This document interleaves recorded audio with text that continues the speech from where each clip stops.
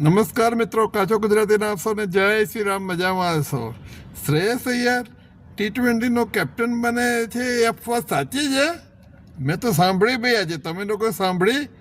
Cricket પ્રેમી જનતાએ જરૂર સાંભળી હશે, કારણ કે પંજાબ કિંગ્સ 11ને કેટલો આગળ લઈ ગયો. 1 કે 2 પર જ રહે છે, ટોપ પર રહે છે, હાઈએસ્ટ પોઈન્ટ છે. જોરદાર કેપ્ટનશીપ બતાવી છે શ્રેયસ અય્યરે. સૂર્યકુમારની કેપ્ટનશીપ કંઈ ઓછી નથી. વર્લ્ડ કપ જીતાડ્યા છે, એક પછી એક. એશિયા કપ જીતાડ્યો છે, કેટલી બધી સિરીઝ જીતાડી છે.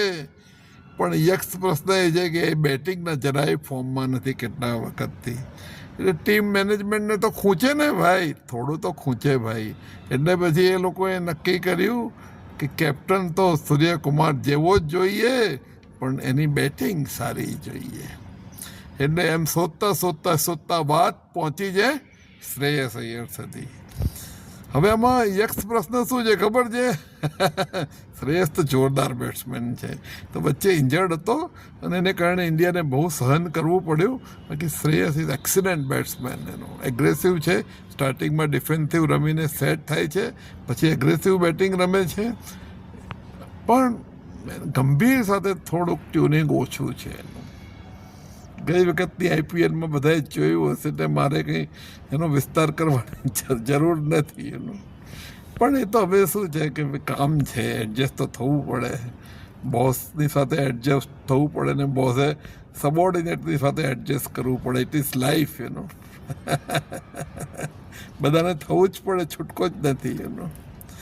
એડજસ્ટ થશે. અને Shreyas Iyer, we will find N excellent captain in Shreyas Iyer. Let us see, I am sure he will perform the best, કારણ કે સૂર્યકુમાર યાદવ સામે બીજો કોઈ પ્રશ્ન નથી, પણ કન્સિસ્ટન્ટલી બેટિંગમાં ફેલ જાય છે. કન્સિસ્ટન્ટલી આઈપીએલ જુઓ, એકાદ 50 મારી છે, પણ બાકી કન્સિસ્ટન્ટ 10 બી નથી મારી શકતો. એક 4 કે એક 6 મારીને આઉટ થઈ જાય છે.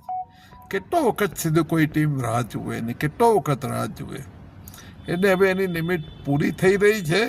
અને જો મેં સાંભળેલી વાત, કાને કાન સાંભળેલી વાત સાચી હોય, તો શ્રેયસ અય્યર ઇન્ડિયાની ટીમનો કેપ્ટન બની રહ્યો છે. આપણે જૂનની અંદર ઇંગ્લેન્ડ જવાનું છે 5 T20 રમવા માટે, અને પછી વેસ્ટ ઇન્ડિઝ આપણે ત્યાં આવે છે 5 T20. આગે આગે દેખો હોતા હે ક્યાં. આભાર. Thank you so much. So nice of you.